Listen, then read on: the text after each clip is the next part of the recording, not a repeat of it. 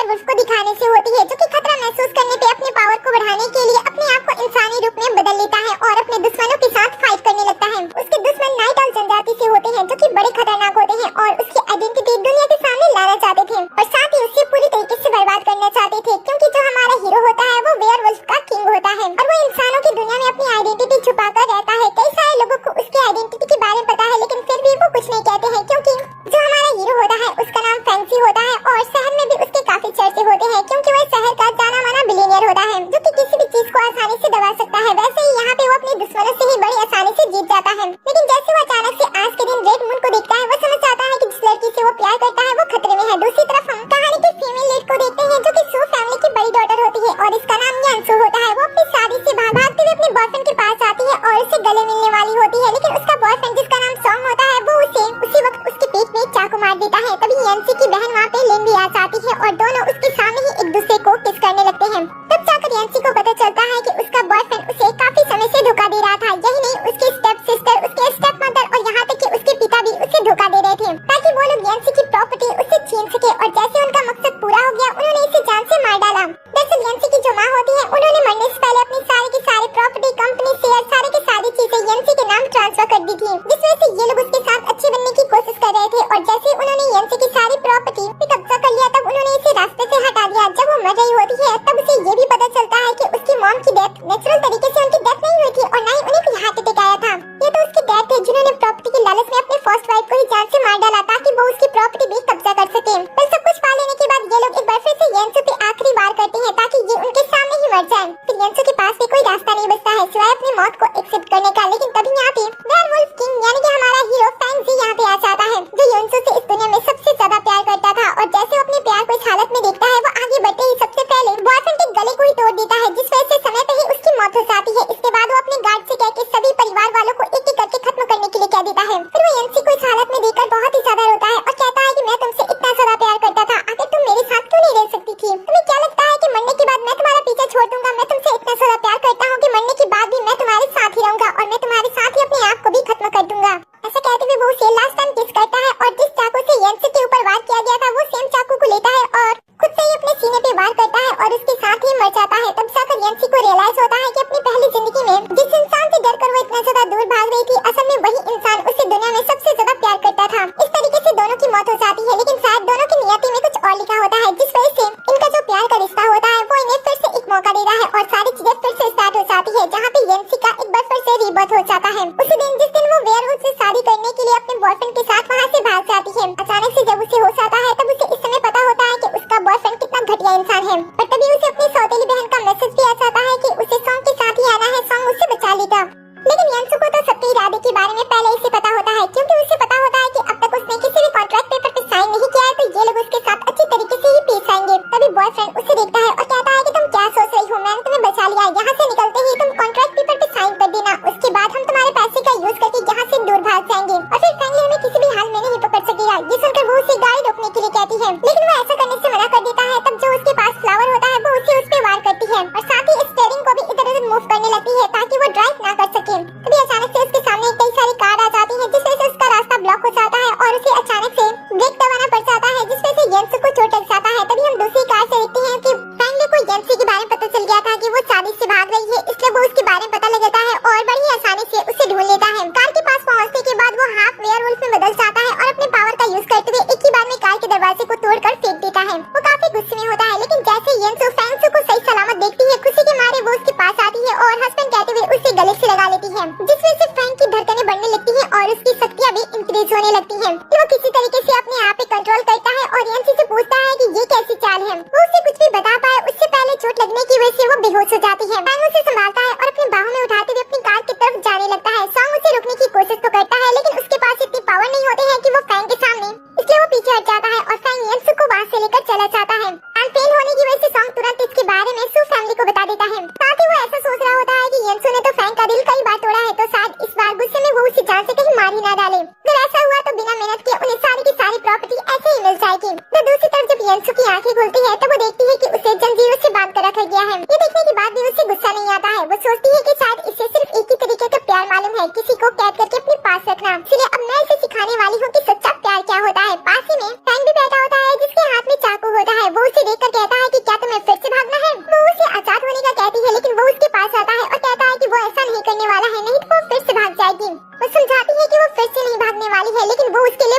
ज्यादा पोजेस होता है, इसलिए वो साफ साफ मना कर देता है कि वो उसे इस बार बिल्कुल भी नहीं छोड़ने वाला है। अब से वो उसे ऐसे ही कैद करके रखेगा ताकि वो हमेशा उसे देख सके और वो भागने की कोशिश भी ना करे, क्योंकि वो उसे प्यार करता है और उसे अपनी आंखों के सामने वो हमेशा देखना चाहता है। और अगर उसने किसी भी रूल को ब्रेक किया तो वो उसे खत्म कर देगा, ऐसा वो उसे धमकी देता है। लेकिन येंसू तो उसकी धमकी से नहीं डरती है, क्योंकि उसे पता होता है कि ये पर्सन उसे कितना ज्यादा प्यार करता है, इसलिए वो खुद से ही आगे बढ़ती है, जिस वजह से चाकू उसके गर्दन पे लग जाता है। लेकिन वो उसकी फिक्र नहीं करती है, बल्कि फैंग को बेड पे धक्का देती है और फिर उसी चाकू को उसके गर्दन पे रखती है और कहती है कि मैंने जब कहा कि मैं यहाँ से नहीं जाऊंगी तो मैं ऐसे भागने वाली नहीं हूँ। उनको ऐसा लगता है कि शायद ये इसकी ट्रिक है ताकि वो यहाँ से निकल सके, इसलिए वो मना कर देता है और कहता है कि ऐसे ट्रिक से तुम मुझे बस में नहीं कर सकती हो। येंसू कहती है कि ठीक है, मेरे पास और भी कई सारे रास्ते हैं। ऐसे कहते हुए चाकू छोड़ देती है और उसे किस कर लेती है और फिर वो साथ में सो जाते हैं। आधी रात में अचानक से फैंग की आंखें खुलती है, क्योंकि उसे डर होता है कि शायद ये सारी ट्रिक करके येंसू यहाँ से फिर से भागने की कोशिश करेगी। साथ ही उसका अंतरात्मा जो कि आईने के अंदर होता है वो उससे बातें करता है और कहता है कि ये सिर्फ उसका छलावा है, वो तुम्हारे सख्त रवैये से तुमसे कभी भी प्यार करने वाली नहीं है। ये बस उसका चाल है कि वो तुमसे दूर चली जाए, जिसके लिए वो तुम्हें बहलाने फुसलाने की कोशिश कर रही है। लेकिन तुम याद रखना, धीरे धीरे जैसे तुम्हारा प्यार गहरा होते जाएगा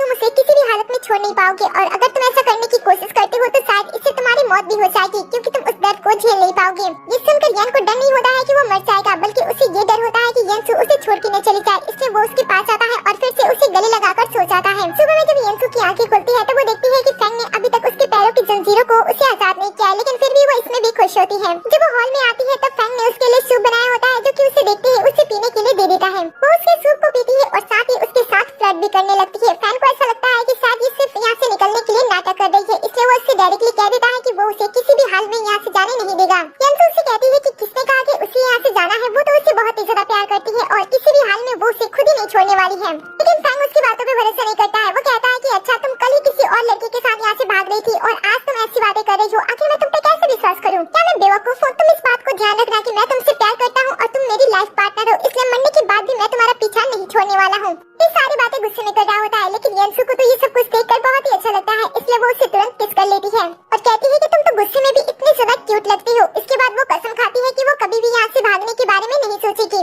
लेकिन फैंग को अभी भी ऐसा लग रहा होता है कि कुछ गड़बड़ है, इसलिए वो तुरंत यहाँ से निकल जाता है। उसके जाने के बाद येंसू सोचती है कि वो अपनी पहली लाइफ में कितनी ज्यादा बेवकूफ थी कि वो इतने अच्छे लड़के से भागने की कोशिश कर रही थी। शायद इसी वजह से गॉड ने उसे दूसरा मौका दिया है ताकि वो उसे प्यार कर सके और साथ ही वो उन लोगों से बदला ले सके जिन्होंने उसकी लाइफ को नर्क बना दिया था। तभी यहाँ पे इनका असिस्टेंट पूरी सू फैमिली को लेकर चला आता है, जिसे देखकर तो येंसू अंदर ही अंदर बहुत ही ज्यादा गुस्सा करती है। वो जैसे तैसे अपने गुस्से पे कंट्रोल तो कर लेती है, लेकिन उन्होंने जो कुछ भी उसके साथ किया था वो सारी चीजें उसकी आंखों के सामने फिर से चलने लगती है, जैसे कोई मूवी चल रही होती है। जब सॉन्ग ने उसे धोखा दिया था, किस तरीके से इन सभी ने मिलकर उसे जान से मारने की कोशिश की थी ताकि वो उसके पैसों पे कब्जा कर सके। सब कुछ याद करते हुए वो सोचती है कि वो इन लोगों को इतनी आसानी से जाने नहीं देगी।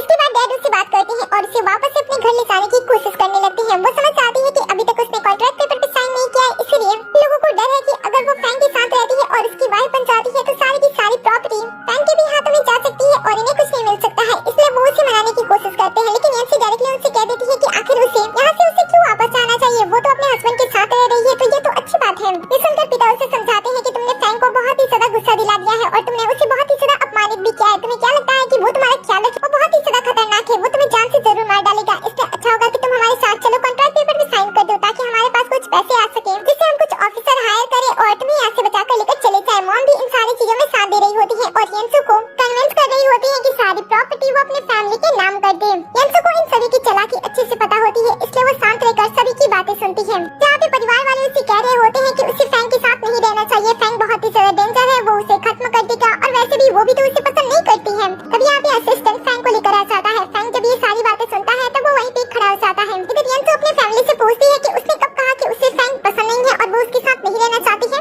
मैं तो फैंग से बहुत ही ज्यादा प्यार करती हूँ और मैं हमेशा ही उसके साथ रहना चाहती हूँ। ये सुनकर फैंग को अच्छा लगता है कि येंसू उसके बारे में सोचती है। साथ ही परिवार वाले जब ये बात सुनते हैं तो वो पूरी तरीके से हैरान हो जाते हैं। येंसू बताती है कि वो फैंग को बहुत ही ज्यादा पसंद करती है और अब से वो उसके साथ ही रहना चाहती है। सौतेली बहन लिंग कहती है कि तुम ऐसा कैसे कह सकती हो? अगर तुम उससे प्यार करती तो शादी के दिन सॉन्ग के साथ तुम भाग क्यों रही थी? तभी येंसू फैंग को देख लेती है और बात को घुमाते हुए कहती है कि वो फैंग के जुनूनी प्यार को समझ नहीं पाई थी, इसलिए वो भागने की कोशिश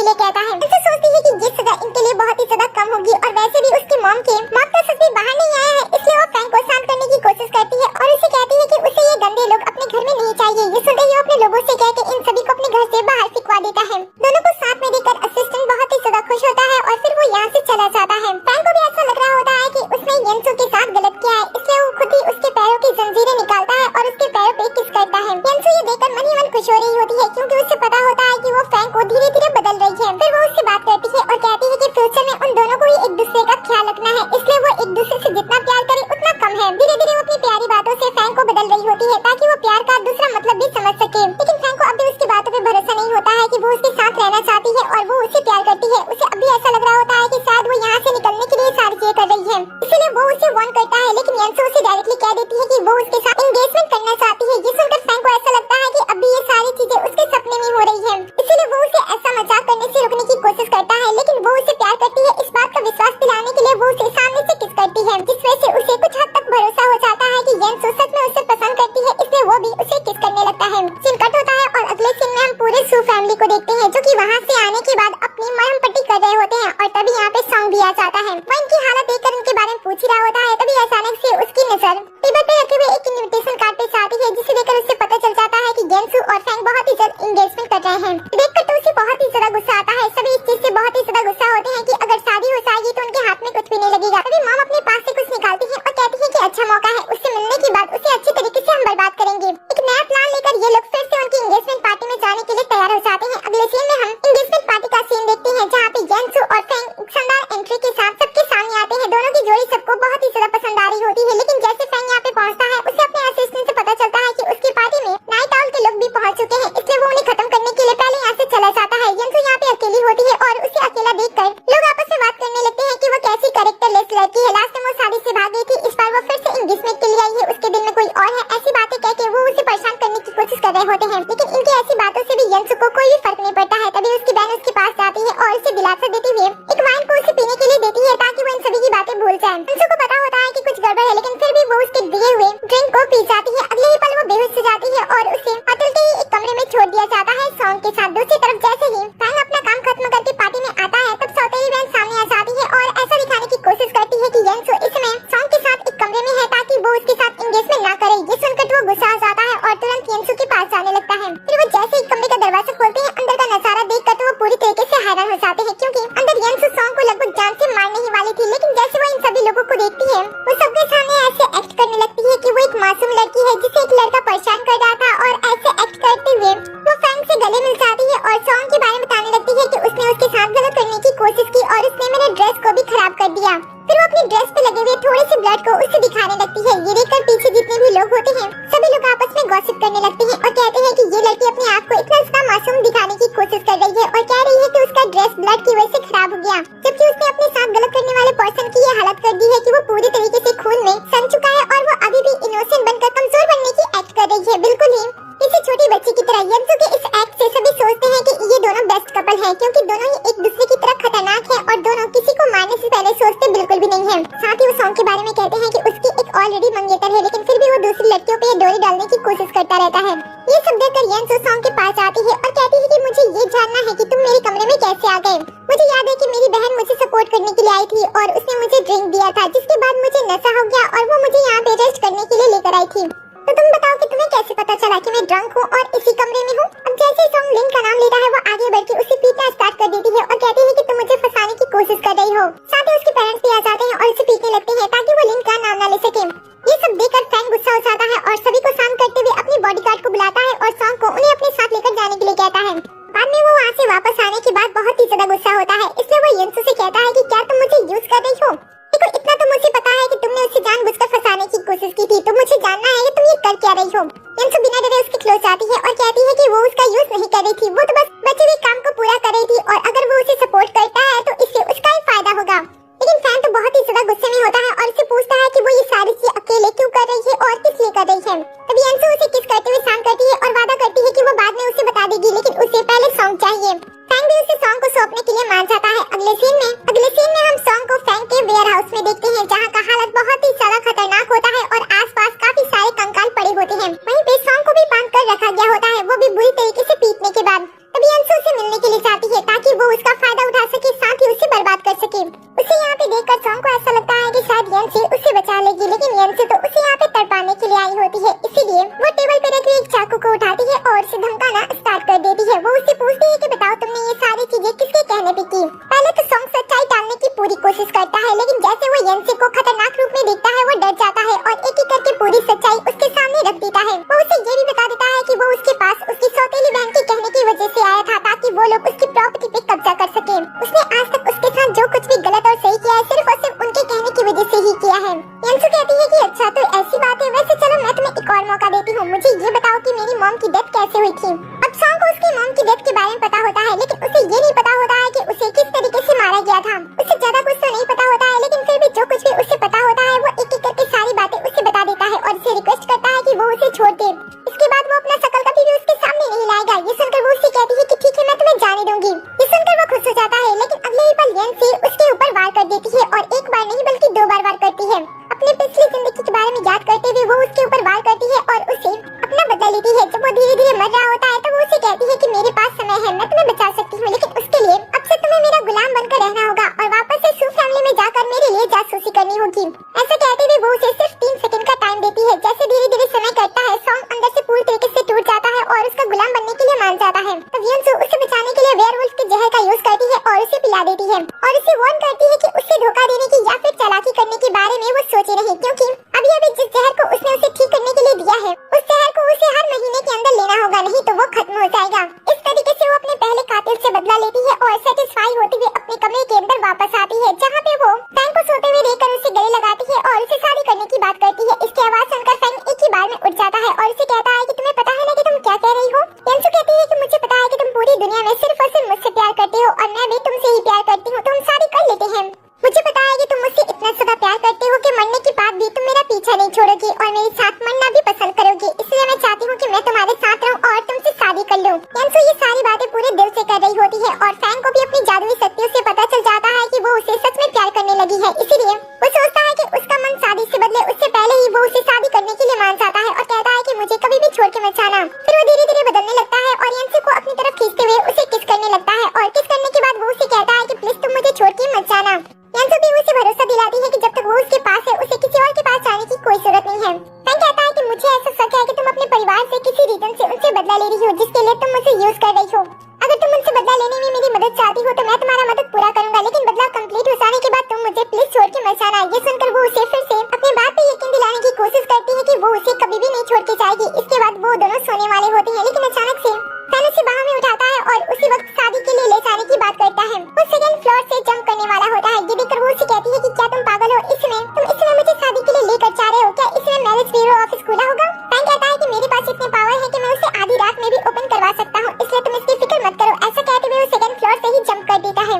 दूसरी तरफ सू फैमिली परेशान होते हैं और सॉन्ग के बारे में सोच रहे होते हैं कि सॉन्ग के साथ क्या हुआ होगा, क्योंकि वो अभी तक उनके पास वापस नहीं आया था। तब मॉम अपनी बेटी को समझाती है और कहती है कि उन्हें किसी लड़के के लिए रोने की कोई जरूरत नहीं है, वो इतनी ज्यादा सुंदर है कि उससे और भी अच्छे और इस लड़के मिल सकते हैं, तो उसे इसमें उस लड़के पे ध्यान ना देकर प्रॉपर्टी के ऊपर ध्यान देना चाहिए। फिर सभी सू फैमिली सोचने लगते हैं कि आखिर वो यंसी को अपनी बातों में किस तरीके से फंसाएं और उसे किस तरीके से मिले। तभी पिता को याद आता है कल तो यंसु की मॉम की डेथ एनिवर्सरी है, तो वो वहाँ पे उनसे मिलने के लिए जरूर जाएगी। इसलिए ये लोग पहले से ही कॉन्ट्रैक्ट पेपर तैयार कर लेते हैं और साथ ही सौतेली में अपने हस्बैंड से कहती है कि याद रखना उसके पास एक खानदानी नेकलेस है जो सू फैमिली की विरासत है, उसे भी हमें उसे हासिल करना होगा। इस बार पूरी सू फैमिली ने इस बात को ठान लिया होता है कि वो किसी तरीके से यंसु को पेपर पे साइन करने पे मजबूर कर देंगे। उधर दूसरी तरफ फैंग ने सुबह होने तक यंसु से शादी कर लिया होता है और उसके बाद वो उसे उसकी मॉम की कब्र के पास उसे छोड़ने के लिए आया होता है। तभी असिस्टेंट बताता है कि उन्हें कोई जरूरी काम आ गया है जिस वजह से उन्हें जाना पड़ेगा। फैंग यंसु को अपना ध्यान रखने के लिए कहता है और तभी वो दोनों नोटिस करते हैं कि दोनों के हाथ में प्यार का धागा बंधा हुआ है। ये देखकर दोनों खुश हो जाते हैं और फिर जाने से पहले यंसु उसे किस करती है और वहाँ से चली जाती है। फैंग भी तुरंत निकल जाता है ताकि वो अपने काम को खत्म करके जल्द से जल्द यहाँ पे पहुँच सके। इधर जैसे यंसु अंदर एंटर करती है, यहाँ पे गेट के पास एक पर्सन छुपकर उसका इंतजार कर रहा होता है और जैसे वो यंसु को देखता है तुरंत इसके बारे में वो उसके डैड को इन्फॉर्म कर देता है। यंसु अपनी मॉम से मिलती है और इसकी लाइफ में जो कुछ भी चल रहा है वो उनके साथ डिस्कस करती है। साथ ही वो अपनी शादी के बारे में बताती है और फैंग के बारे में बताती है कि फैंग उसे कितना ज्यादा प्यार करता है। फिर वो पुरानी कुछ बातों के बारे में सोचने लगती है, जहाँ पे उसकी मॉम हमेशा ही उसे प्यारी प्यारी कहानी सुनाया करती थी और उनके पास एक खास तरह का लॉकेट भी था। लेकिन एक दिन जब वो रात को अकेले खेल रही होती है तब अचानक से उसके डैड उसके पास आते हैं और उसके ऊपर इल्जाम लगाते हैं कि उसके आधी रात को अपनी मॉम से कहानी सुनने की वजह से उसकी मॉम मॉम की डेथ हो गई है, वो भी हार्ट अटैक से। पहले तो यंसू को उनकी बात पे भरोसा नहीं होता है, लेकिन वो छोटी होती है और उसके डैड बार-बार इसी बात को दोहरा रहे होते हैं, जिस वजह से उसे भी अपनी पुरानी जिंदगी में कहीं न कहीं इस बात पे शक हो गया था कि उसकी मॉम की डेथ उसकी वजह से हुई थी। लेकिन जब उसे नई जिंदगी मिली तब उसे सच्चाई पता था और उसे ये भी पता था कि उसकी मॉम की डेथ उसकी वजह से ही नहीं हुई है, बल्कि उसके परिवार की वजह से हुई है, जिसका वो पता लगा रही होती है और साथ ही उन लोगों से बदला लेने के बारे में अपने मॉम से बात भी कर रही होती है। अपने मॉम से मिलने के बाद जैसे वहाँ से आगे बढ़ती है, वैसे ही उसके हाथ से उसके मॉम का लॉकेट नीचे गिर जाता है। वो उसे उठा रही होती है, तब यहाँ पे पूरी सू फैमिली आ जाती है। तुरंत ही सौतेली माँ उस नेकलेस को देख लेती है। इसके बाद सौतेली बहन सू यंसू को परेशान करने के लिए उससे कहती है कि अपनी माँ से मिलने आना तुम्हारे लिए बहुत ही ज्यादा दुख की बात होगी ना। ऐसे तुम बिना अपनी मॉम के अकेले कैसे जी लेती हो? मैं तो ऐसा बिल्कुल भी नहीं कर पाती। इनकी बातें सुनकर यंसू रोना धोना स्टार्ट नहीं करती है, न ही इनकी बातों से उसे कोई फर्क पड़ता है। वो तो अपनी सौतेली बहन का मुंह तोड़ जवाब देती है। वो कहती है कि रखेल माँ से अच्छा मरी हुई माँ मुझे ज्यादा पसंद है। फिर वो सौतेली माँ के स्कार्फ पे कमेंट करती है, जिसकी कीमत काफी कम होती है, जिस वजह से वो उन्हें पैसों की नजर से नीचे दिखाने की कोशिश करती है और यहाँ से जाने लगती है। डैड उसका हाथ पकड़ के उसे रोकते हैं और उसे ठीक से बात करने के लिए कहते हैं। यंसू कहती है कि ठीक है, मुझे भी आप लोगों से कुछ बात करना है। मेरी मॉम ने मरने से पहले अपनी सारी की सारी प्रॉपर्टी शेयर मेरे नाम कर दिए थे। उन्होंने अपनी वसीयत में ये लिखा था कि उनके मरने के बाद उनकी सारी की सारी प्रॉपर्टी मेरी होगी, लेकिन मेरे मरने के बाद मेरी सारी प्रॉपर्टी ट्रस्ट में चली जाएगी। ये सुनकर डैड उसे कहते हैं कि क्योंकि तुम्हारे मॉम का दिमाग बहुत ही ज्यादा छोटा है, क्या तुम्हें पता है कि कंपनी किस तरीके से चलाया जाता है? यंसू कहती है कि आपने सही कहा, मुझे नॉलेज नहीं है कि कंपनी को किस तरीके से चलाया जाता है, इसलिए तो मैंने सोचा है कि मुझे वो शेयर्स नहीं चाहिए, मैं वो सारे के सारे शेयर्स अपने फैमिली वालों को दे दूंगी। ये सुनते ही सभी बहुत ही ज्यादा खुश हो जाते हैं और उसके बारे में अच्छी अच्छी बातें करने लगते हैं और कहते हैं कि उन्हें तो पहले से पता था कि वो बहुत ही ज्यादा अच्छी है। फिर वो अपने साथ जो कॉन्ट्रैक्ट पेपर लाए होते हैं वो उसके सामने कर देते हैं। पिता भी उसके हाथ में पेन रख देते हैं और उसे साइन करने के लिए कहते हैं। यंसू पेन से अपने डैड के ऊपर वार करती है और कहती है कि आपसे किसने कहा कि मुझे इस पे साइन करना है? ओह, मैं समझ गई। ऐसे कहते हुए अपने पर्स से वो अपना मैरिज सर्टिफिकेट वाला कार्ड निकालती है और इन सभी को दिखाते हुए बताती है कि उसने फैंग से शादी कर ली है और फैंग ही उसका इकलौता परिवार है, तो उसने सोचा है कि वो सारी की सारी प्रॉपर्टी उसके नाम कर देगी और अब वो इनके हाथ में एक छोटी कौड़ी भी आने नहीं देगी। ये सुनकर तो पिता बहुत ही ज्यादा गुस्सा हो जाते हैं और यंसू के ऊपर हाथ उठा देते हैं। यंसू नीचे गिर जाती है, लेकिन वो बड़े ही चालाकी से उसके हाथ में जो अदृश्य प्यार की धागा होती है उसे खतरे का मैसेज फैंग के पास भेज देती है और इनसे बिना डरे कह देती है कि वो साइन नहीं करने वाली है। पिता तो ये सुनकर उसे फिर से मारने वाले होते हैं, लेकिन सौतेली माँ उन्हें रोकती है और कहती है कि हमारे पास ज्यादा समय नहीं है। वो पहले से ही अपने साथ इंक लाई होती है कि अगर वो साइन नहीं करती है तो वो लोग फोर्सफुली उसके हैंडप्रिंट लगाकर सारी संपत्ति पे कब्जा कर लेंगे, जिसके लिए वो उसे फोर्स करते हैं। यंसू उन सभी से अपने आप को छुड़ाने की कोशिश कर रही होती है और तभी यहाँ पे फैंग आ जाता है। ये देखकर वो गुस्सा हो जाता है और मॉम एंड डैड के दोनों हाथ तोड़ देता है। साथ ही वो सौतेली बहन पे भी वार करता है और इसके बाद वो यंसू से पूछता है कि क्या वो ठीक है। उसे देखते ही वो छोटी बच्ची की तरह एक्ट करने लगती है और कहती है कि वो ठीक है। इन्होंने उसके ऊपर हाथ उठाया। अब ये सुनकर सभी उसके सामने झुक जाते हैं और उनसे माफी मांगने लगते हैं और कहते हैं कि उन्होंने ऐसा कुछ भी नहीं किया, लेकिन फैंग को पता होता है कि इन्होंने इसके ऊपर हाथ उठाया, इसलिए वो उसे मारने वाले होते हैं। यंसू उससे रुकती है और कहती है कि मैं खुद ही आगे बढ़ के इन्हें सजा देना चाहती हूँ। ऐसा कहते हुए वो एक एक करके अपने डैड को कई सारे थप्पड़ मारती है और सभी बातों को याद करती है कि उसके डैड ने उसके साथ कितना ज्यादा गलत किया। फिर फैंग सामने आता है और वो उनकी गर्दन तोड़कर उन्हें जान से मारने वाला होता है। ये देखकर सौतेली बहन उसके कदमों में आ जाती है और उसे रोकने की कोशिश करती है। तभी यंसू भी आकर उसे रोक देती है, क्योंकि वो अपने डैड को और भी ज्यादा तड़पाना चाहती थी। उसके कहने पे वो एक ही बार रुक जाता है और उसे अपनी बाहों में उठाते हुए वहाँ से उसे चुपचाप लेकर चला जाता है। घर आने के बाद उसके पैरों पे लगी हुई चोट पे वो मरहम लगा रहा होता है, लेकिन वो काफी गुस्से में होता है। यंसू उसे देखती है और पूछती है कि तुम इतने गुस्से में क्यों हो? ये सुनकर वो उसे डांटता है और कहता है कि मुझे पता है कि तुम अपने परिवार से किसी वजह से बदला ले रही हो, लेकिन मैं नहीं चाहता हूँ कि तुम इस तरीके से उनके सामने चली जाओ। मुझे पता है कि तुम मेरा यूज करती हो और मैं चाहता भी हूँ कि तुम मेरा ही यूज करो और जो तुम्हें परेशान करते हैं उन्हें खत्म कर दो, लेकिन इस तरीके से अपने आप को किसी के सामने ऐसे रिप्रेजेंट मत करो कि कोई तुम्हें चोट पहुंचा सके। यंसू उसकी बातें सुन रही होती है और उसे साफ साफ दिखाई दे रहा होता है कि फैंग उसके लिए कितना ज्यादा पॉजिटिव है और वो उसे कितना ज्यादा प्यार करता है। वो कभी भी नहीं चाहता है कि उसे कोई भी चोट पहुंचे, इसके लिए वो अपनी जिंदगी उसके हाथों में सौंपने को भी तैयार होता है। साथ ही उसे अब भी डर होता है कि यंसू का जब मकसद पूरा हो जाएगा तो कहीं वो उसे छोड़कर यहाँ से चली न जाए। यंसू ने पहले कई बार कह चुका होता है कि वो उसे नहीं छोड़ने वाली है। इस बार भी वो उसके पास आती है और कहती है कि तुम्हें इस बात की फिक्र करने की कोई जरूरत नहीं है, क्योंकि मैं तुम्हें बिल्कुल भी नहीं छोड़ने वाली हूँ।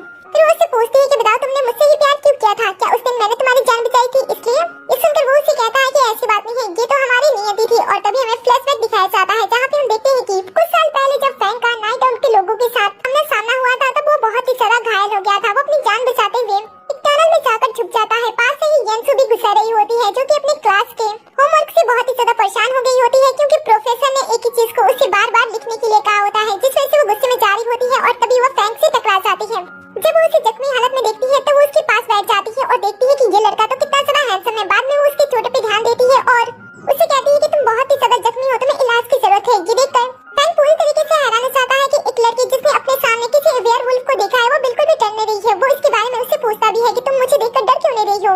वो कहती है कि अगर इस समय मैं तुम्हें देखकर डरती हूँ तो तुम्हारी जान नहीं बचा सकती हूँ। अच्छा होगा कि तुम मेरे साथ हॉस्पिटल चलो, नहीं तो तुम यहीं पे मर जाओगे।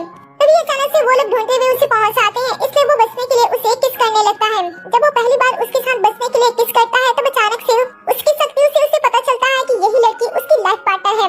और फैंग इसी के बारे में यंसु को इस समय बताता है। वो बताता है कि उस समय जब मैंने तुम्हें किस किया था तब मुझे उसी समय इस बात का रियलाइज हो गया था कि तुम आम से दिखने वाली कोई आम सी लड़की नहीं हो, तुम तो आगे चलकर मेरी लाइफ पार्टनर बनने वाली हो। वैसे मुझे उन लोगों को शुक्रिया अदा करना चाहिए क्योंकि उन बेवकूफों की वजह से तुम मुझे मिल गई। इसके बाद वो उसे किस करता है। यंसु उसे कहती है कि लेकिन मैंने कई सारे लोगों से और कहानियों में सुना है कि जो वेयरवुल्फ का राजा होता है उसकी पार्टनर कोई फीमेल वेयरवुल्फ ही होती है, ना कि कोई इंसान। तो आखिर मैं तुम्हारी लाइफ पार्टनर कैसे हो सकती हूँ? ये सुनकर वो उसे कहता है कि अच्छा मैंने सुना है लेकिन सच में ऐसा कुछ भी नहीं है। हम प्यार किसी से भी कर सकते हैं और कोई भी हमारा लाइफ पार्टनर बन सकता है। देखो मैं तुमसे बहुत ही ज्यादा प्यार करता हूँ और हमारी जोड़ी को स्वर्ग से बनाया गया, इसलिए तुम इसके बारे में बिल्कुल भी ऐसी बातें मत करना क्योंकि मेरा दिल टूट जाता है ऐसी बातें सुनकर। ये सुनकर वो कहती है कि अच्छा मैं समझ गई कि हमारी जोड़ी को स्वर्ग में बनाया गया, इसलिए मैं इसके बारे में कोई भी कमेंट पास नहीं करूंगी। वो थोड़े सुस्त होकर हाँ में छोड़ देता है। तब वो उसे कहती है कि क्या तुम नाराज हो, लेकिन मुझे तुम्हें साथ करना अच्छे तरीके से आता है। ऐसा कहते हुए वो उसके गले पे किस करती है, लेकिन वो उसे कहता है कि ये पूरा नहीं है। तब वो उसे फिर से किस करती है, लेकिन ये भी इसके लिए कम होता है। वो उसे बाहों में उठाता है और बेड पे लेटाते हुए उसे किस करने लगता है और उसके साथ नाइट स्पेंड कर लेता है। अगली सुबह हम सॉन्ग को देखते हैं जो कि सू परिवार में वापस आता है। वापस आने के बाद वो अपना नाटक स्टार्ट कर देता है और फिर वो मॉम डैड को देखता है और कहता है कि आप लोग अभी भी जिंदा हो, मतलब कि वो बात सच थी। ये सुनकर सभी हैरानी से उसकी तरफ देखने लगते हैं। सॉन्ग बताता है कि जब वो वहाँ से भागने की कोशिश कर रहा था तब उसने कुछ लोगों को बात करते हुए सुना था कि फैंग लिन को पसंद करता है और शायद इसी वजह से उसने उसके पेरेंट्स की जान नहीं ली है। इस सुनकर मॉम पास्ट की बातें सुनने लगती है कि लास्ट टाइम डैड की जान जाने वाली थी, लेकिन जैसे ही लिन उसके कदमों में गिरी और उससे रिक्वेस्ट की, फैंग ने उसके डैड को छोड़ दिया। साथ ही ये लोग और भी बातें सोच रहे होते हैं कि इन्होंने फैंग के साथ काफी बार गलत कर दिया है। अगर उसे इनकी बेटी में इंटरेस्ट नहीं होता तो कब का ये लोग मर चुके होते। इन्हें अपनी जान में फंसता हुआ देखकर सॉन्ग अंदर ही अंदर मुस्कुराने लगता है, लेकिन लिन को थोड़ा शक होता है और वो कहती है कि लेकिन उसने तो मेरी बहन से शादी कर ली है और वो उसके साथ बहुत ही ज्यादा खुश है। ये सुनकर मॉम अपनी लाइफ का एग्जांपल देने लगती है कि किस तरीके से डैड अपनी पहली वाइफ के साथ खुश होने का नाटक करते थे, लेकिन उन्हें खुशी लिन के मॉम के साथ ही मिलती थी। ये सुनकर लिन को भी ऐसा भरोसा हो जाता है कि शायद वो सच में उसे ही पसंद करता है। अब इस मौके को ये लोग इतनी आसानी से जाने नहीं देना चाहते थे, इसलिए डैड अपनी दूसरी बेटी को समझाते हैं कि उसे इस मौके का अच्छी तरीके से यूज करना होगा ताकि वो लोग शहर में अच्छा खासा नाम कमा सके, जिसके लिए वो खुद की बेटी को फैंग के क्लोज जाने की बात समझा रहे होते हैं। दूसरी तरफ हम फैंग को देखते हैं जो कि यंसु के लिए खाना बनाता है और खाना कंप्लीट हो जाने के बाद वो उसे खाने के लिए कहता है। यंसु से पूछती है कि क्या साथ में वो उसके साथ नहीं खाने वाला है, तो वो बताता है कि उसे बहुत सारा काम है इसलिए उसे जाना होगा और फिर वो काम की वजह से कंपनी चला जाता है। तभी यंसु के पास उसकी सौतेली माँ फोन करती है और फैंग के बारे में बड़ी चालाकी से फैंग के बारे में पता लगाने की कोशिश करती है कि वो इस समय कहाँ पे है, क्योंकि वो लोग उसे डिनर पे इनवाइट करना चाहते हैं। ये सुनकर वो मना कर देती है और कहती है कि फैंग इस समय काम की वजह से कंपनी में है।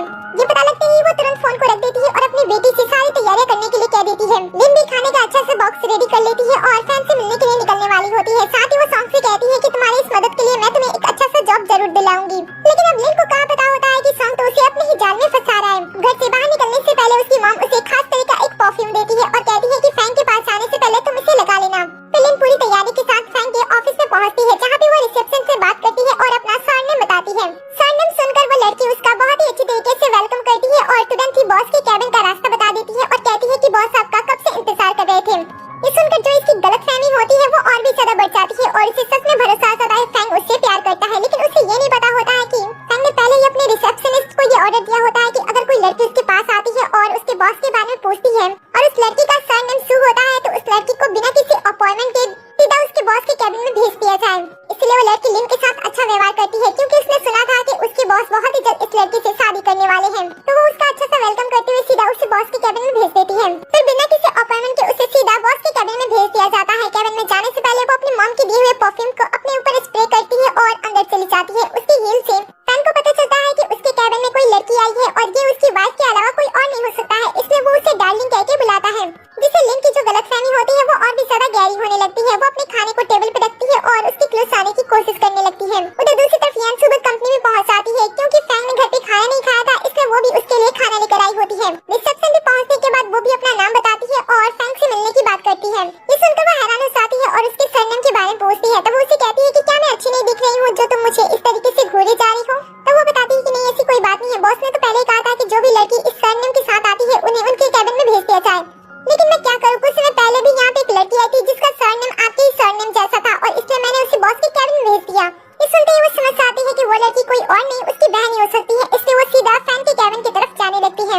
उधर दूसरी तरफ जो लिन होती है वो फैन के क्लोज आने की कोशिश करती है, वो उसकी गोद में बैठती है, लेकिन जैसे ही फैन उसका चेहरा देखता है वो उसे अपने पास से धक्का दे देता है और उसे पूछता है कि वो यहाँ पे क्या कर रही है, लेकिन वो उसे बताती है कि वो उसे बहुत ही ज्यादा प्यार करती है और वो भी तो उसे प्यार करता है, इसलिए वो उससे मिलने के लिए आई है। अब वो बार-बार उसे अपनी आँख से धक्का दे रहा होता है, लेकिन जो उसने परफ्यूम स्प्रे किया होता है जिस वजह से उसे धीरे-धीरे नशा होने लगता है और इधर येंसू उसके कैबिन की तरफ धीरे-धीरे बढ़ रही होती है।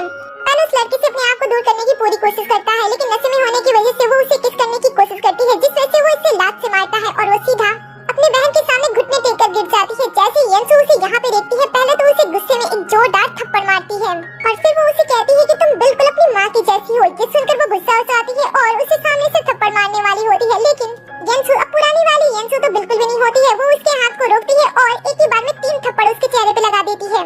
फिर वो फैंग के पास आती है जहाँ पे फैंग एक छोटे बच्चे की तरह एक्ट कर रहा होता है और कहता है कि उस लड़की ने तो लगभग मुझे अपवित्र तो कर ही दिया था, लेकिन सही समय पे तुम आ गई। येंसू उसे पूछती है कि तो बताओ उसके साथ मैं क्या करूँ, तब वो उसे कहता है कि अच्छा होगा कि इसे जान से मार डालो या फिर इसे भेड़ियों की गुफा में फेंक दो ताकि मेरे भाइयों के लिए एक अच्छा चारा बन सके। वैसे उसने पता नहीं अपनी बॉडी पे क्या छिड़का था जिस वजह से मुझे बहुत ही घिनौना महसूस हो रहा है। मुझे ऐसा लगता है कि मैं उसकी बदबू को अब सहन नहीं कर सकता हूँ, मुझे नहाने की जरूरत है। फिर वो अपनी वाइफ के दोनों हाथों को टच करता है और कहता है कि तुम्हारी स्मेल कितनी ज्यादा अच्छी है और इसके बाद वो नहाने के लिए चला जाता है। इधर ये मौका देखते हुए यहाँ से भागने की कोशिश करती है, लेकिन यहाँ का एक वर्कर उसे पकड़ लेता है और वापस से उसे येंसू के सामने ला देता है। येंसू तो इस समय अपनी बहन पे बहुत ही ज्यादा गुस्सा होती है, इसलिए पुल पर रखी एक कांच के कटोरे से उसके सर पे एक ही बार में वार कर देती है और उसे बेहोश कर देती है और फिर वो अपने लोगों से उसे काल कोठरी में बंद करने के लिए कह देती है ताकि उसके साथ बाद में वो अच्छी तरीके से सभी चीजें सेटल करे। उधर फैंग अपने आप को फ्रेश कराने के लिए बात लेने लगता है और तभी येंसू भी उसके पास पहुंच जाती है। सीन कट होता है और अगले सीन में हम लिन को देखते हैं जिसे कैद करके रखा गया होता है। कुछ समय के बाद येंसू उससे मिलने के लिए जाती है और अपनी बहन को देखते ही एक एक करके उससे कई सारे थप्पड़ मार देती है। ये देखकर वो उसे कहती है कि मैं तुम्हारी बहन हूँ, तुम मेरे साथ ऐसा कैसे कर सकती हो। येंसू कहती है कि अच्छा तुम मेरी बहन हो, तुम मेरे हस्बैंड का फायदा उठाने की कोशिश कर रही थी। तुम्हारी हरकतें देखकर मुझे ऐसा लगता है कि तुम खानदानी रखेल हो, आखिर तुम मेरी बहन कैसे हो सकती हो। लिन कहती है कि तुम्हें ज्यादा खुश होने की कोई जरूरत नहीं, क्योंकि मेरी मॉम मेरे बारे में जल्द ही पता लगा लेंगी और वो पुलिस को कंप्लेन भी कर देंगी। ये सुनकर वो उसके ऊपर हंसती है और कहती है कि तुम्हें क्या लगता है तुम्हारी मॉम इसमें तुम्हें ढूंढ रही होंगी, तुम्हें पता है ना कि तुम यहाँ पे किस सिचुएशन में आई थी।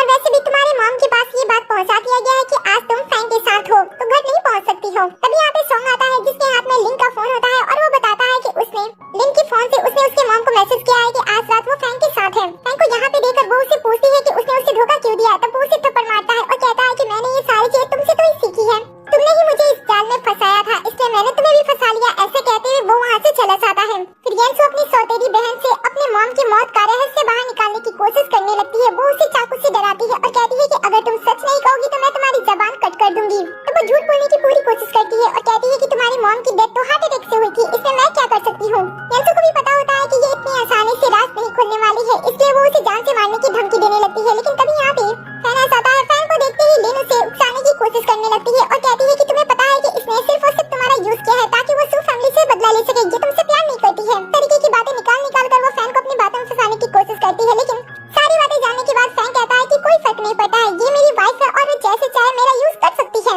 क्योंकि मैं इसे प्यार करता हूँ तो मैंने अपने आप को इसे सौंप दिया है, ये जैसे चाहे मेरा यूज कर सकती है, तुम्हें फिक्र करने की कोई जरूरत नहीं है। अब बेचारी लिन का ये भी प्लान फेल हो जाता है। इसके बाद येंसू उसे दूसरा मौका नहीं देती है और कहती है कि अब मैं फिर से तुमसे नहीं पूछने वाली हूँ, इसलिए अच्छा होगा कि तुम सच्चाई बता दो। तो वो डर के मारे सारी सच्चाई बताने लगती है और कहती है कि तुम्हारी मॉम की डेथ हार्ट अटैक से नहीं हुई थी, बल्कि तुम्हारे डैड ने उससे जान से मारा था। येंसू उसे कहती है कि अगर तुमने झूठ कहा तो मैं तुम्हें दूसरा मौका बिल्कुल भी नहीं देने वाली हूँ। तब वो उसे कहती है कि मेरे पास सबूत है। जब मैं छोटी थी और सू फैमिली में पहली बार आई थी तब मैंने उसी समय डैड को मेरी मॉम से बात करते हुए सुना था कि उन्होंने अपने हाथों से ही तुम्हारे मॉम के गला घोटकर उनकी जान ले ली और ऐसा दिखाया कि उन्हें हार्ट अटैक आया था। उसमें इन सारी बातों को रिकॉर्ड भी किया गया था। अपनी मॉम की मौत की सच्चाई जानने के बाद येंसू पूरी तरीके से टूट जाती है। साथ ही वो थोड़ी सी खुश भी होती है क्योंकि वो काफी समय से इस गिल्ट के अंदर ही जी रही थी कि उसने अपनी मॉम को कहानी सुनाने पे फोर्स किया, जिस वजह से उसकी डेथ हो गई। उसे भी पता था कि ये सारी बातें झूठ है, लेकिन कई बार उसके डैड ने उसे कहा होता है, जिस वजह से उसे कहीं न कहीं इस बात पे भरोसा हो गया था। लेकिन आज सच्चाई जानने के बाद उसका वो गिल्ट उसके मन से बाहर निकल जाता है। वो अपनी मॉम की वजह से बहुत ही ज्यादा अपसेट होती है, लेकिन वो खुश होती है कि उसने सच्चाई का पता लगा लिया और अब उसे बस गुनहगारों को सजा देना बाकी है। लिन कहती है कि मैंने सारी सच्चाई बता दी, अब मुझे यहाँ से जाने दो, लेकिन वो उसे जाने नहीं देती है और कहती है कि तुम्हें क्या लगता है कि तुमने कुछ नहीं किया है? तुम ही वो पर्सन हो जिसने अपने बॉयफ्रेंड को मेरे पीछे लगाया ताकि मैं उससे प्यार करूँ और तुम सब मेरी प्रॉपर्टी प्रॉपर्टी लेकर मुझे जान से मार डालो, इसलिए माफी तो तुम्हें किसी भी हाल में नहीं मिलने वाली है। वो पूरी तरीके से टूट चुकी होती है, जिस वजह से फैंग उसे संभालता है, अपने लोगों को बुलाता है और लिन को भेड़ियों के जंगल में बुरी तरीके से पीटने के बाद फेंकने के लिए कह देता है। और इसके बाद वो यंसु को अपने बाह में उठाता है और वहाँ से उसे वापस से कमरे में लेकर आता है और उसे शांत करने की कोशिश करता है। लेकिन यंसु बताती है कि उसका अभी बदला पूरा नहीं हुआ है, क्योंकि अब उसे उस पर्सन को ढूंढना होगा जिसने उस समय उन सारी चीजों को रिकॉर्ड किया था और जिसका नाम किंग है। लेकिन फैंग उसे समझाता है कि अब उसे कुछ भी करने की कोई जरूरत नहीं है, क्योंकि वो सारी चीजें वो खुद ही हैंडल कर लेगा और आगे बढ़ के उसे कुछ भी करने की कोई जरूरत नहीं है। लेकिन यंसु चाहती थी कि वो अपने मॉम के कातिलों से एक एक करके खुद से बदला ले, लेकिन ये सारी चीजें सुनकर फैंग इसके लिए वरीड होने लगता है, क्योंकि उसे पता होता है कि ये सारी चीजें बहुत ही ज्यादा खतरनाक है और वैसे भी वो यंसु के लेकर बहुत ही ज्यादा पॉजिटिव था। इसलिए वो बिल्कुल भी नहीं चाहता था कि इन सारी चीजों में यंसु को कोई भी तकलीफ हो। इसके लिए वो सारी चीजें खुद ही हैंडल करने की बात करता है। वो उस पर्सन को भी ढूंढने की बात करता है और कहता है कि एक ही दिन में वो पर्सन तुम्हारे सामने होगा। बाद में उसे शांत करता है, लेकिन रात में उसे नींद नहीं आ रही होती है, जिस वजह से वो उसकी मॉम की तरह उसे कहानियां सुनाने लगता है। जब वो कहानी सुन रही होती है तब उसके सपने में उसकी मॉम फिर से आने लगती है और वो सारी चीजें फिर से उसके सामने आने लगती है जो कुछ भी उसने देखा था, जिस वजह से वो घबराने लगती है। लेकिन फैंग उसके साथ होता है जो कि उसे आराम से शांत कर देता है। दूसरी तरफ हम सॉन्ग को देखते हैं जो कि सू फैमिली के साथ होता है और उसके पास लिन का फोन भी होता है, जिससे वो लिन की मॉम के पास मैसेज करता है। मॉम जैसे उस मैसेज को देखती है वो बहुत ही ज्यादा खुश होती है और अपने हस्बैंड से कहती है कि उनकी बेटी ने वो कर दिखाया जिसके लिए वो घर से बाहर निकली थी।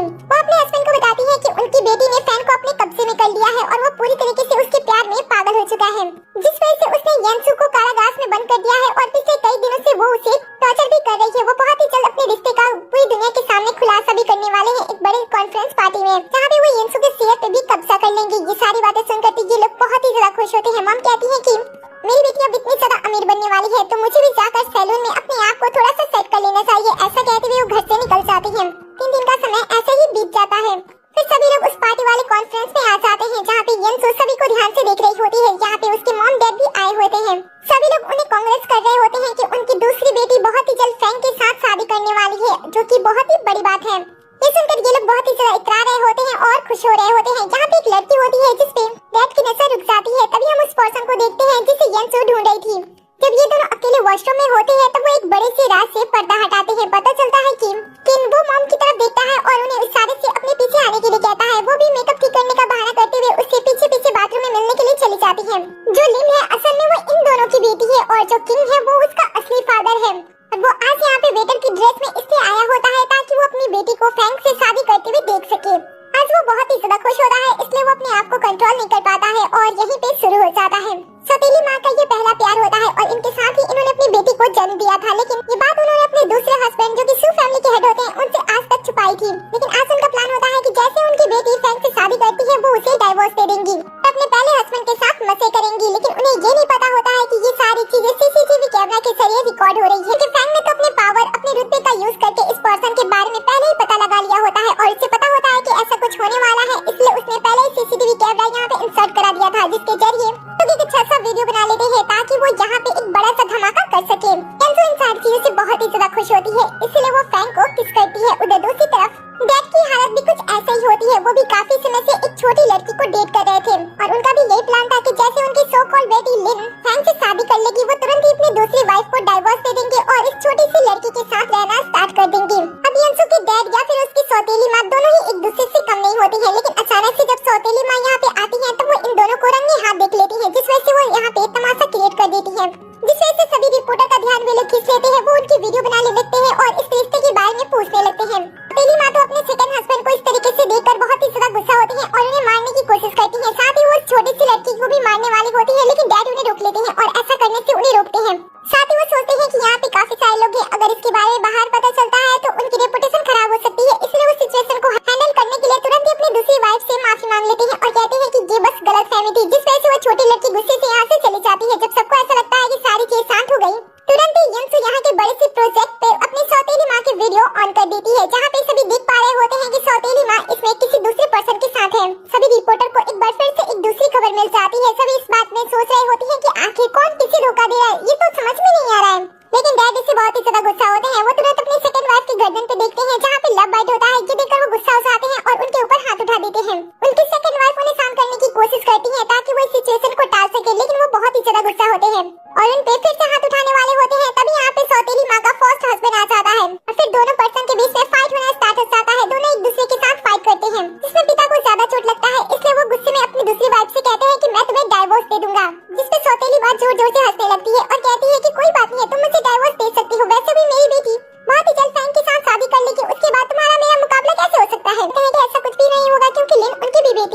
सौतेली माँ जोर जोर से हंसने लगती है और अपने पहले हस्बैंड की तरफ इशारा करते हुए कहती है कि वो उनकी बेटी है, ना कि उसकी। ये सुनकर डैड को पता चलता है कि सौतेली माँ ने तो स्टार्टिंग से ही उन्हें चीट किया है और वो अब तक उन्हें धोखा देती आ रही थी और वो बेचारे समझ रहे थे कि वही ज्यादा समझदार है, लेकिन सबसे ज्यादा बुरा तो उनके साथ ही हो गया। सौतेली माँ कहती है कि कुछ देर के अंदर यहाँ पे मेरी बेटी और उसका हस्बैंड आ जाएगा, उसके बाद मैं तुम्हें यहाँ से धक्के मार के बाहर निकाल दूंगी और अपने हस्बैंड को सबके सामने इंट्रोड्यूस करूंगी। तभी यहाँ पे एक पर्सन आता है और बताता है कि मिस्टर फैंग और उनकी वाइफ यहाँ पे आ रहे हैं। दरवाजा ओपन होता है और सामने से काफी सारे बॉडीगार्ड आते हैं जिनके हाथ में कई सारी कीमती चीजें होती हैं और उनके बीच से फैंग अपनी वाइफ के साथ एंट्री लेता है जो कि लिन नहीं बल्कि युनसू होती है। युनसू को यहाँ पे सही सलामत देखकर तो इनके छक्के छूट जाते हैं। कोई भी समझ नहीं पा रहा होता है कि आखिर उनके साथ धोखा दिया किसने और कब कैसे। इन लोगों को समझ नहीं आ रहा होता है, इसलिए वो युनसू से पूछते हैं कि वो यहाँ पे क्या कर रही है, लिन कहाँ पे है। फिर वो फैंग से कहते हैं कि वो तो उनकी बेटी से शादी करने वाले थे ना। ये सुनकर युनसू कहती है कि क्या तुम उसकी बेटी से शादी करने वाले थे, क्या तुम मुझसे प्यार नहीं करते हो। फैंग कहता है कि वो लोग बकवास कर रहे हैं क्योंकि मैं सिर्फ और सिर्फ तुमसे प्यार करता हूँ। इसके बाद वो अपने लोगों को आगे भेजता है। अफवाह फैलाने वाले लोगों को सजा देने के लिए वो आगे बढ़ते हैं और सौतेली माँ को थप्पड़ मारते हैं। ये देखकर सौतेली माँ कहती है कि मैं अफवाह नहीं बता रही हूँ, मेरी बेटी ने कहा था कि वो तुम्हारे साथ है, मैं सबूत दिखा सकती हूँ। तब यहाँ पे सॉन्ग आ जाता है और कहता है कि लगता है कि आप लोग सपनों में जीना स्टार्ट कर दिए हो। के बाद एक धमाके देखकर तो इन लोगों को समझ नहीं आ रहा होता है। तभी फैंग सभी को यहाँ से बाहर जाने के लिए कह देता है। इसके बाद सौतेली माँ युनसू से पूछती है कि उनकी बेटी कहाँ पे है। तब वो कुछ फोटोग्राफ उनके सामने रख देती है और कहती है कि देख लो अपनी बेटी को ध्यान से, तुम्हारी बेटी कहाँ पे है। फोटोग्राफ देखकर सौतेली माँ डर जाती है और हाथ उठाने के लिए वो युनसू की तरफ बढ़ते हैं, लेकिन फैंग उसे पकड़ लेता है और युनसू उन्हें थप्पड़ मार देती है और कहती है कि मेरे पास आने की भी हिम्मत मत करना, और नहीं तुम्हारी बेटी की बात तो उसके बारे में सोचना बंद कर दो क्योंकि पता नहीं वो तुमसे कभी दोबारा मिल भी पाएगी या फिर नहीं, ये तो कोई भी नहीं जानता है। अच्छा होगा कि तुम अब अपने बारे में सोचो। ऐसा कहते हुए वो न्यूज़ ऑन कर देती है जिसमें दिखाया जाता है कि पूरी सू फैमिली किस तरीके से बर्बाद हो रही है। सभी एक दूसरे को ही चीट कर रहे हैं और वो कितने घिनौने हैं जिस वजह से ये लोग पूरी तरीके से बर्बाद हो जाते हैं। लेकिन जो डैड होते हैं वो सौतेली माँ पे हंसते हैं और कहते हैं कि तुम मुझे बर्बाद करने की कोशिश कर रही थी लेकिन मेरे साथ तुम भी बर्बाद हो गई। तब सौतेली माँ कहती है कि तुम मेरे साथ ऐसा कैसे कर सकती हो, हम सभी तुम्हारे परिवार हैं। ये सुनकर युनसू को एक बार फिर से उसकी पुरानी जिंदगी याद आने लगती है कि जिसे उसने प्यार किया था, उसने किस तरीके से उसकी बहन के साथ उसे धोखा दिया, उसे जान से मारा, उसके परिवार वालों ने किस तरीके से उसकी मॉम को मारा। ये सारी बातें उसे याद आने लगती है। इसलिए वो कह देती है कि उसके परिवार में कोई भी नहीं है सिवाय फैंग के। ये सुनकर डैड कहते हैं कि ठीक है तुम अपनी सौतेली माँ से रिश्ता तोड़ दो, लेकिन मैं तुम्हारा पिता हूँ, तुम्हें मेरे साथ रहना चाहिए। अब हम दोनों ही एक दूसरे के साथ ही हैं। युनसू कहती है कि ठीक है, लेकिन मुझे ये बताओ कि मेरी मॉम की मौत कैसे हुई थी। ये सुनकर इस बात को ये लोग फिर से टालने की कोशिश करने लगते हैं। सच्चाई सामने न आए इसलिए दोनों ही एक दूसरे के ऊपर इल्जाम लगाने लगते हैं, जिस वजह से दोनों एक दूसरे को थप्पड़ भी मारने लगते हैं और पिता तो इतनी चालाकी से अपने मर्डर का जो इल्जाम होता है वो सारा का सारा सौतेली माँ के ऊपर डाल देते हैं और कहते हैं कि यही है जिसकी वजह से तुम्हारी मॉम की डेथ हुई थी, इसने ही उसे जान से मारा था। बाद में मुझे धमकाया कि मैं उसके साथ रहूं, नहीं तो वो तुम्हें भी जान से मार डालेगी, इसलिए मैं उसके साथ मजबूरी में रह रहा था, तुम इसे खत्म कर दो। ऐसा कहते हुए अपनी सेकंड वाइफ को फंसाने की पूरी कोशिश करने लगते हैं। लेकिन अभी नहीं कौन बताया कि युनसू को तो सच्चाई पहले से पता है। और तभी सौतेली माँ का पहला हस्बैंड सामने आ जाता है और पेन ड्राइव दिखाते हुए कहता है कि मुझे पता है कि तुम्हारी मॉम की जान किसने ली, इसमें सारे सबूत है। ऐसा कहते हुए वो पेन ड्राइव इनके हवाले कर देता है। जैसे पेन ड्राइव को ऑन किया जाता है सभी देख पा रहे होते हैं कि सौतेली माँ और डैड किस तरीके से आपस में बात कर रहे हैं, जहाँ पे इस बात का भी खुलासा हो जाता है कि डैड ने ही उसकी मॉम की हत्या की थी। पहले डैड ने उसकी मॉम को तकिए से कवर कर दिया था ताकि वो सांस ना ले पाए, जिस वजह से धीरे धीरे उनका दम घुटने लगा और उनकी मौत हो गई। लेकिन उन्होंने दुनिया की नजर में ये दिखाया कि उसकी मॉम की हार्ट अटैक से मौत हो गई थी। यहाँ युनसू को ये भी पता चलता है कि उसके पिता इन सारी चीजों में अकेले नहीं थे, उसकी सौतेली माँ भी इन सारी चीजों में उनके साथ थी। सच्चाई सामने आने के बाद सौतेली माँ अपने हस्बैंड से पूछती है कि उन्होंने उन्हें धोखा क्यों दिया, उन्होंने सच्चाई क्यों सामने लाई। तब वो उसे कहते हैं कि क्योंकि तुम काफी समय से किसी और इंसान के साथ रहते आ रही हो और मेरी तुम्हारे आसपास आना भी तुम्हें मंजूर नहीं है, इसलिए मैंने तुम्हें अपने पास से पूरी तरीके से आजाद कर दिया। ऐसे कहते हुए फैंग की तरफ देखता है। तुरंत ही उसे पैसों से भरा हुआ बॉक्स मिल जाता है। पता चलता है कि फैंग ने उससे पहले ही अपने प्लान के अकॉर्डिंग यहाँ पे बुलाया हुआ था ताकि वो सभी को फंसा सके और काम होने पे वो उसे छोड़ देता है। इसके बाद ये लोग अपनी गलती एक्सेप्ट करते हैं और उसे माफी मांगने की कोशिश करते हैं, लेकिन वो किसी को भी माफ नहीं करती है। फैंग उसे पूछता है कि वो क्या चाहती है कि इन्हें कैसी सजा मिले। युनसू उसे कहती है कि मैं चाहती हूँ कि मेरी मॉम ने जिस दर्द को सहा ये लोग उस दर्द को 1000 गुना सहे। ये सुनते अपने लोगों को बुलाता है और इन सभी को अपने कारागार में ले जाने के लिए कह देता है। मौका देखते ही यहाँ से सॉन्ग निकलने की कोशिश करता है, लेकिन वो भी पकड़ा जाता है। ये देखकर वो युनसू से कहता है कि तुमने नहीं कहा था कि मैं तुम्हारी मदद करूंगा तो तुम मुझे छोड़ दोगी। वो कहती है कि हाँ तुम जा सकती हो, लेकिन जैसे वो जाने वाला होता है फैंग उसे रोक लेता है और कहता है कि इतनी आसानी से मैं तुम्हें नहीं छोड़ने वाला हूँ, तुम्हें अपनी सजा के लिए और भी ज्यादा भुगतना होगा। ऐसा कहते हुए वो उसे भी कैद कर लेता है। अपने परिवार वालों से एक एक करके बदला लेने के बाद युनसू पूरी तरीके से शांत हो जाती है और फिर फैंग उसे गोद में उठाते हुए घर वापस लेकर आता है। रात में जब वो बुक्स पढ़ रहा होता है तब उसकी अंतरात्मा वापस से उससे बात करने लगती है और कहती है कि युनसू अब उसे छोड़कर चली जाएगी जाएगी क्योंकि अब उसे उसकी कोई जरूरत नहीं है क्योंकि उसने अपना बदला ले लिया है। वो इस बारे में सोच सोच कर पूरी तरीके से इमोशनल हो जाता है और उसकी आंखों से आंसू आने लगते हैं। तभी कमरे के अंदर युनसू आ जाती है जो कि उसे इस तरीके से देखकर उससे पूछती है कि वजह क्या है, आखिर वो रो क्यों रहा है। तब वो उसे कहता है कि क्या तुम मुझे छोड़कर चली जाओगी, क्यों तुम्हारा बदला पूरा हो गया है और अब तुम्हें मेरी जरूरत नहीं है। तब वो उसे कहती है कि आखिर मैं तुम्हें छोड़कर क्यों जाऊंगी, मैं तो तुमसे प्यार करती हूँ। माना कि मैं उतना प्यार नहीं करती हूँ जितना तुम मुझसे प्यार करते हो, लेकिन हर दिन मैं तुमसे ज्यादा प्यार करने की पूरी कोशिश करूंगी। ऐसा कहते हुए वो उसे किस करती है और उसे उसकी बात पे भरोसा हो इसलिए वो अपने आप को आसरात के लिए उसे सौंप देती है और फिर वो दोनों उस रात एक साथ हो जाते हैं। उधर दूसरी तरफ हम लिन को देखते हैं जो किसी तरह से बच गई होती है और भाग रही होती है। तभी उससे जंगल में एक नाइट आउल जनजाति का पर्सन मिलता है। वो उसे देखते ही उसके कपड़ों से उसे पहचान लेती है और उसके ग्रुप में ज्वाइन होने की बात करती है ताकि वो युनसू से बदला ले सके। वो पर्सन भी उसकी बात मानता है और उसे अपने साथ अपने कबीले में लेकर चला जाता है। दूसरी तरफ इन दोनों की लाइफ मस्त चल रही होती है। ये दोनों एक दूसरे के साथ बहुत ही ज्यादा खुश होते हैं और युनसू फैन के साथ दुनिया घूमने की बात करती है, लेकिन अचानक से उसे चक्कर आता है और वो बेहोश हो जाती है। फैन तुरंत अपने पर्सनल डॉक्टर को बताता है। वो मैजिकल तरीके से उसकी जांच करते हैं और बताते हैं कि वो प्रेग्नेंट है। ये बात सुनकर युनसू जहाँ खुश होती है वहीं पे ये बात सुनकर ये सारे लोग बहुत ही ज्यादा सैड हो जाते हैं और घबराने लगते हैं। ये देखकर युनसू उनसे पूछती है कि आखिर वो लोग इतने ज्यादा सैड क्यों हैं, बच्चे आने की वजह से उन्हें तो खुश होना चाहिए। लेकिन तभी फैंग अचानक से उससे कहता है कि वो बच्चे को अबॉर्ट कर दे। ये सुनकर तो वो हैरान हो जाती है और कहती है कि आखिर तुम ऐसा कैसे कह सकती हो। फैंग उसे कुछ भी नहीं समझा पा रहा होता है, लेकिन डॉक्टर युनसू को समझाते हैं और बताते हैं कि आखिर वो लोग इस बात को सुनकर इतने ज्यादा परेशान क्यों हैं, क्योंकि वेयरवुल्फ के इतिहास में ऐसा एक भी बार नहीं हुआ है कि कभी वेयरवुल्फ इंसान के साथ संबंध बनाए और वो इंसान उसके बच्चे को पैदा कर सके। अगर कोई भी ऐसा करने की जिद करता है तो उस इंसान की डेथ हो जाती है। बच्चा तो किसी तरीके से बच जाता है, लेकिन आज तक कोई भी इंसान इन सारी चीजों के रास्ते से बच नहीं पाया है। इसीलिए ये लोग इसकी सेफ्टी के लिए बच्चा अबॉर्ट करने की बात कर रहे होते हैं, लेकिन वो इन लोगों को साफ साफ कह देती है। वो कहती है कि उसके अंदर कोई खास बात है इसलिए वो बच्चे को आराम से पैदा कर सकती है। इस तरीके से वो इन्हें टालने की कोशिश करती है क्योंकि वो अपने बच्चे से बहुत ही ज्यादा प्यार करने लगी थी, जिस वजह से फैंग उससे गुस्सा होता है और कहता है कि तुम्हें ऐसा करने की कोई जरूरत नहीं है। मैं नहीं चाहता हूँ कि किसी बच्चे की वजह से तुम्हारी जान जोखिम में पड़े। लेकिन वो उसकी बात नहीं सुनती है और किसी भी हाल में बच्चे को अबॉर्ट करने के बारे में नहीं सोचती है, जिस वजह से वो वहाँ से गुस्से में चला जाता है। लेकिन कुछ समय के बाद वो वापस से उसके पास दूध का ग्लास लेकर आता है और उसे पीने के लिए कहता है। युनसू को ऐसा लगता है कि शायद उसने उसके अंदर कोई मेडिसिन मिलाई है, इसलिए वो पीने से मना कर देती है।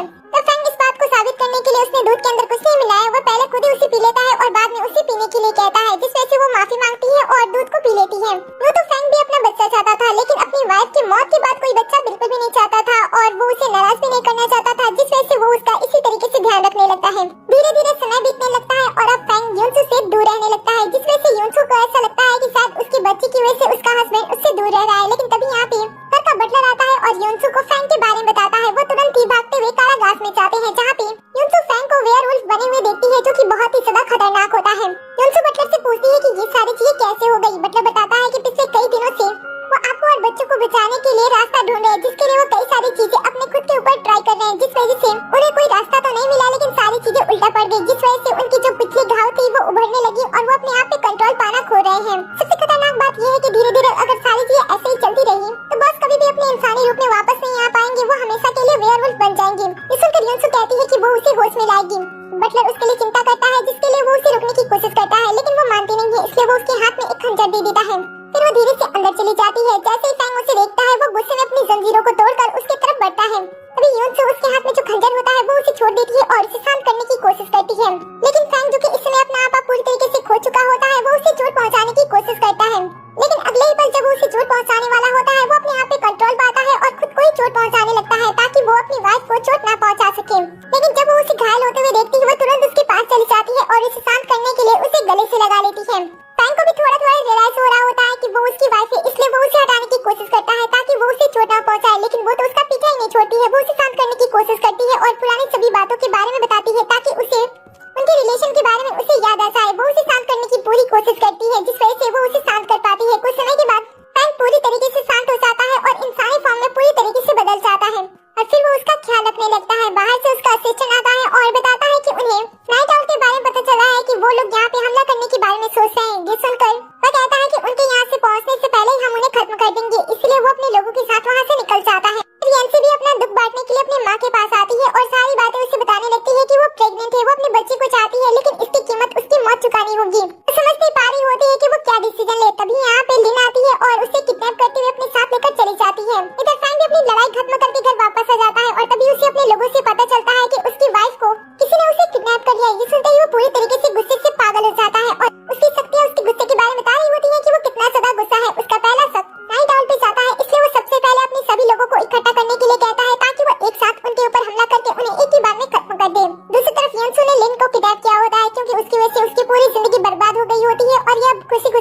प्रेग्नेंट भी होती है, इसलिए वो उसके बच्चे को खत्म करने के लिए उसे किडनैप की होती है और उसे थप्पड़ मारती है। और तभी यहाँ पे एक बूढ़ा पर्सन आता है जो कि नाइट आउल जनजाति का सरदार आता है। वो जैसे ही युनसु को देखता है उसके अंदर उसे अपनी बेटी की झलक दिखाई देती है जो कि काफी हद तक युनसु की मॉम की जैसे होती है, इसलिए वो उसे बेटी कहकर पुकारने लगता है। लिन ये कहती है कि तुम ऐसे कैसे कह सकती हो, तुम तो नाइट आउल जनजाति से हो, तो तुम्हारी बेटी एक इंसान कैसे हो सकती है।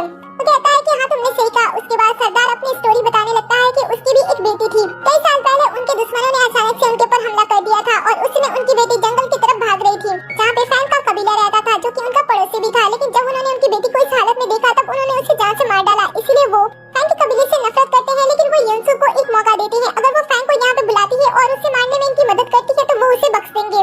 ये सुनते ही लिन को अंदर ही अंदर गुस्सा आने लगता है कि हमेशा ही इसकी किस्मत इतनी ज्यादा अच्छी कैसे होती है कि हर कोई इसे बचाने की कोशिश करता है। इधर युनसु फैंग को बुलाने से साफ साफ मना कर देती है, जिस वजह से सरदार गुस्सा हो जाता है और उसे कहता है कि ठीक है तुम्हारा लास्ट चांस खत्म हो गया, अब मैं तुम्हें खत्म कर दूंगा। और फिर वो एक जहरीला इंजेक्शन उसके अंदर इंजेक्ट करने के लिए कहता है। लिन उस इंजेक्शन को ले लेती है और जैसे उसे युनसु के अंदर डालने वाली होती है तभी यहाँ पे फैंग आ जाता है और उसे ऐसा करने से रोकता है। वो युनसु को बचाने के लिए यहाँ पे कुछ भी करने को तैयार होता है, जिसका फायदा उठाते हुए लिन उसे अपने सामने झुकाने की कोशिश करती है और साथ ही नाइट आउल जनजाति से माफी मांगने के लिए कहती है। फैंग युनसु से इतना ज्यादा प्यार करता था कि वो उनके सामने झुक जाता है, लेकिन लिन उसे अपने सामने झुकाने के बाद भी युनसु को छोड़ती नहीं है, बल्कि उस खतरनाक जहर को जिसके अंदर वेयरवुल्फ का ब्लड होता है उसके अंदर उसे इंजेक्ट कर देती है। ये देखकर वो गुस्से में अपने पावर का यूज करता है और तुरंत उसके पास पहुंचता है और लिन के ऊपर वार करते हुए उसे बचाने लगता है। लेकिन लिन उसे इस तरीके से परवाह करते हुए देखकर जोर जोर से हंसने लगती है और कहती है कि अब कोई फायदा नहीं है क्योंकि अब वो पूरी तरीके से मर जाएगी, क्योंकि इंसानों के लिए ये ब्लड बहुत ही ज्यादा खतरनाक है। सरदार भी कहते हैं कि सालों पहले तुम्हारे कबीले ने मेरी बेटी की जान ली थी, इसलिए तुम्हें ये दर्द सहना पड़ेगा। फैंग उसे जाते हुए देखकर उसके बारे में सोचता है और अपने पावर का यूज करते हुए कहता है कि अगर तुम इस दुनिया में नहीं रहती हो तो जिन लोगों ने तुम्हारे साथ गलत किया था उन लोगों को भी मैं अपने साथ मौत के घाट उतार दूंगा। ऐसे कहते हुए वो यहाँ पे सभी को एक साथ मारने का प्लान बना रहा होता है, लेकिन तभी अचानक से युनसु होश में आने लगती है, जिसे सरदार और लिन दोनों ही देखकर शॉक्ड हो जाते हैं। तो एक ही बार में युनसु को देखकर पहचान लेते हैं कि ये तो उनके ही कबीले की वंशज है। तभी युनसु भी फैंग को डांटने लगती है कि वो सही सलामत है, उसके लिए उसे मरने की कोई जरूरत नहीं है। उसी वक्त उसके पास से उसकी मॉम का दिया हुआ लॉकेट नीचे गिर जाता है, जिसे सरदार जैसे देखता है वो उसे उठाता है। तो बताती है कि ये उसका है जिसे उसकी माँ ने उसे दिया था। सरदार बताता है कि ये तो उनके कबीले का खास लॉकेट है जिसे उन्होंने अपनी बेटी को दिया था। ये लोग किसी नतीजे पे पहुँचते उससे पहले ही युनसु के अंदर कुछ बदलाव होने लगते हैं, उसके बड़े बड़े कान बाहर आ जाते हैं, उसकी आंखें चमकने लगती है। ये देखकर सरदार तुरंत पहचान लेते हैं कि ये तो उनकी बेटी की बेटी है और इसके पास इसकी मॉम की वजह से ऐसी खास शक्तियाँ थी जिस वजह से वो इतने लंबे समय तक अपने रियल आइडेंटिटी से अनजान थी और यही वजह था जिस वजह से फैंग ने उसे अपना लाइफ पार्टनर चूज किया था। धीरे धीरे जैसे जैसे कड़ियाँ सुलझने लगती हैं, रिश्तों का भी खुलासा होने लगता है और युनसु को पता चल जाता है कि ये सरदार उसका नाना है। ये लोग तो अपने रिश्ते सुलझा रहे होते हैं, लेकिन इन्हें खुश देखकर अंदर ही अंदर जल रही होती है। इसके बाद सरदार अपनी बेटी के बारे में युनसु से पूछते हैं, तब युनसु बताती है कि उसकी मॉम की डेथ हो चुकी है। सरदार पूछते हैं कि आखिर उनकी बेटी की जान किसने ली। तब युनसु अपनी बहन का नाम लेती है और कहती है कि इसके ही फैमिली ने 20 साल पहले उसकी मॉम की हत्या की थी ताकि वो लोग उसकी प्रॉपर्टी पे कब्जा कर सके। जैसे इसके बारे में पता चलता है वो यहाँ से निकलने की कोशिश करती है, लेकिन निकल नहीं पाती है क्योंकि फैंग उसे सरदार के हवाले कर देता है और सरदार युनसु से पूछता है कि बताओ तुम इसे क्या सजा देना चाहती हो। युनसु कहती है कि ज्यादा कुछ नहीं, जो वो मेरे साथ करना चाहती थी सेम चीज मैं उसके साथ करना चाहती हूँ। तुरंत सरदार अपने पास एक दूसरा इंजेक्शन निकालते हैं जिसके अंदर भी वेयरवुल्फ का ब्लड होता है, जिसे लिंक के अंदर इंसर्ट कर दिया जाता है, जिस वजह से जहर की वजह से उसकी वहीं पे डेथ हो जाती है। अपने दुश्मनों को खत्म करने के बाद युनसु सरदार से बात करती है और कहती है कि वो फैंग से प्यार करती है और उसने शादी भी की है, इसलिए वो लोग उसका पीछा करना छोड़ दे और उसे परेशान न करे। युनसु की बात सुनकर सरदार एक ही बार में इस बात को मान लेते हैं और दोबारा कभी भी फैंग के साथ दुश्मनी नहीं करते हैं।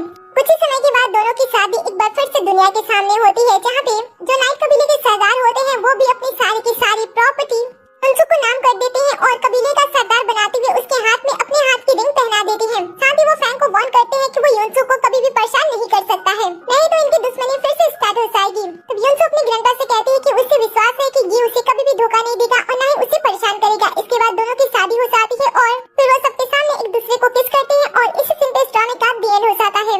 आपको ये ड्रामा कैसा लगा? क्या कहानी की मेल ली ने सही तरीके से सबसे रिवेंज लिया या फिर उसे कुछ और भी करना चाहिए था? वैसे आपको ये रीबर्थ, रिवेंज और लव स्टोरी वाली स्टोरी कैसी लगी मुझे कमेंट में जरूर बताना। जाने से पहले वीडियो को लाइक कर दे, साथ ही चैनल को भी